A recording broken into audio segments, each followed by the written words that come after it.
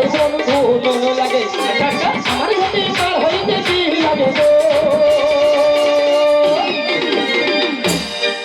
পারের করি লাগে গো পারের করি লাগে গো পারের করি লাগে গো পারের করি লাগে গো আজ খাইতে চলে যাবে সাতটি বছর চলে যাবে আমার হাতে লাগে